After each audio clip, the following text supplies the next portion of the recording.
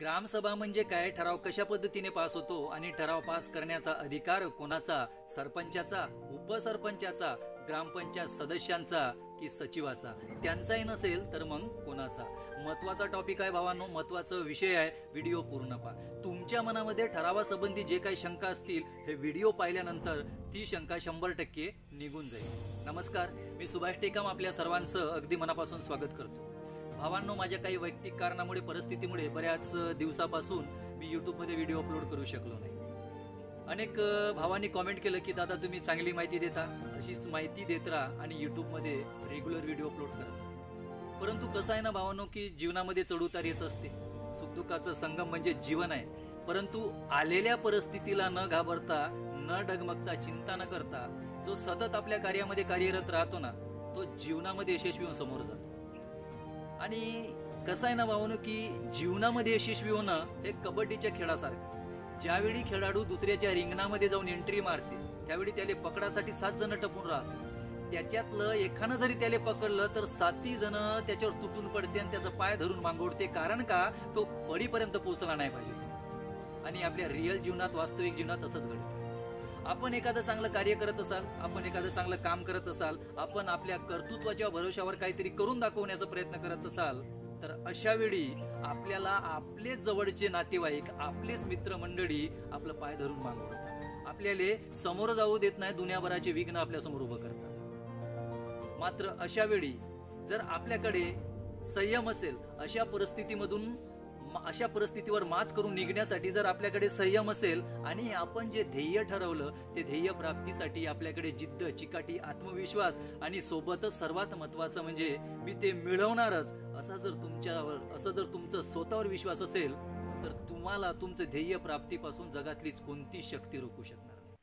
ग्रामसभा काय, अनेक आपल्या भावांना ग्रामपंचायतीचं व्यवहार कसं चालते, ग्रामपंचायतीमध्ये ठराव कशा पद्धतीनं पास होते, कुठचं गोळं कुठं लावलं म्हणजे सर्व जमते, हे सर्व काय माहीत राहते. मात्र ग्रामसभेमध्ये गेल्यावर त्यांची बोलाची हिंमतच होत नाही. चुपचाप मुक्यासारखं बसून राहते. अरे आपल्यासमोर का वाघ बसून आहेत का, ते पण आपल्यासारखेच माणसं आहेत. आणि खरं सांगू का भाऊ, 10 वर्षा अगोदर खेड्यापाड्यामध्ये सारे लोक गुण्या गोविंदाने नांदत होते, सारे लोक मिळून मिसळून राहत होते. पण हे जसं हे राजकारणाचं खेड्यामध्ये घुसलं ना, तसं आता गावागावामध्ये पार्ट्या चालू झाल्या. म्हणजे पार्ट्या निर्माण झाली, गटबाजी सुरू झाली. 10 वर्षाच्या अगोदर कोणते निर्णय घेतो म्हटलं तर बहुमतानं होय, त्याच्यात म्हणजे तेवढं काही टेन्शन नव्हतं. आता टेन्शनचंच काम आहे भाऊ, जिकडं म्हणलं तिकडं टेन्शनचंच काम आहे. तुम्ही कितीही चांगलं काम करा, त्या चांगल्या कामासाठी सुद्धा लोक विरोध करताय. मला एकच म्हणायचं आहे, तुम्ही कोणत्याही पक्षामध्ये काम करा, पण गावाच्या विकासासाठी मात्र एकत्र व्हा. कारण त्या गावात आपल्याला राहायचं आहे. ज्या गावात आपलं जन्म झालं, ज्या गावात आपण लहानाचे मोठे झालो, मग त्या गावाप्रती पण आपलं काहीतरी कर्तव्य आहे. मग ते कर्तव्य आपण पार पाडायला पाहिजे. हे जे राजकारणी लोक आहे ना, लय भारी लोक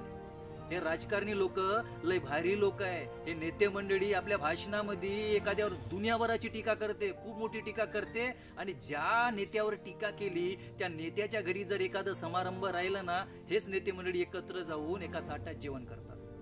आणि आपल्याकडे का, लहान भाऊ दुसऱ्या पक्षामध्ये, मोठा भाऊ दुसऱ्या पक्षामध्ये. लहानाचं काय बरं वाईट झालं तर मोठं जात नाही, मोठ्याच्या इथं काय बरं वाईट झालं तर लहान जात नाही. हे कोणतं मातीबुकाचं राजकारण होय? हे विकासाचं राजकारण होय का? तर ग्रामसभा म्हणजे काय, पेसा नियम बाब 2 घ नुसार ग्रामस्तरावरील पंचायतीच्या मतदार यादीमध्ये ज्या ज्या लोकांची नावं समाविष्ट आहेत अशा लोकांची मिळून बनलेली अनुसूचित क्षेत्रातील ग्रामसभा.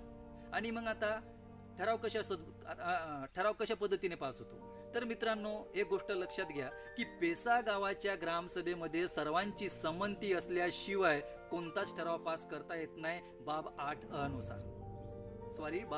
नुसार कोणताच ठराव पास करता येत नाही. म्हणजेच पेसा गावाच्या ग्रामसभेमध्ये सर्वस्वी निर्णय घेण्याचा अधिकार एक ग्रामसभेला आहे. आणि एखाद्या विषयावर जर बहुमत होत नसेल किंवा एखाद्या विषयावर 2 गट पडले असतील, म्हणजे त्याच्यावर बहुमत होत नसेल, तर तो ठराव रद्द करता येत नाही. पुढल्या ग्रामसभेमध्ये बहुमताने पास करता येतो. म्हणजे पुढल्या ग्रामसभेमध्ये सुद्धा त्या विषयावर बहुमत होत नसेल, म्हणजे एकमत होत नसेल, तर तशा वेळी त्याच्यावर मतदानाची प्रक्रिया राबवली जाते आणि ज्या बाजूने वोटिंग जास्त असते त्या बाजूने तो निर्णय दिला जातो. म्हणजे त्या प्रकारचा ठराव पास केला जातो. अशा प्रकारचा ते नियम आहे. आणि मग आता तुमच्या लक्षात आलंच असेल की पेसा ग्रामसभेमध्ये ठराव पास करण्याचा अधिकार कोणाचा.